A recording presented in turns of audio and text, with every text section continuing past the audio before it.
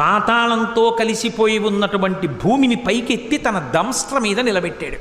కోర మీద నిలబెట్టి పైకెత్తి భూమిని తీసుకొస్తున్నాడు సముద్ర జలాల్లోంచి. అదొక అద్భుతమైన స్వరూపం.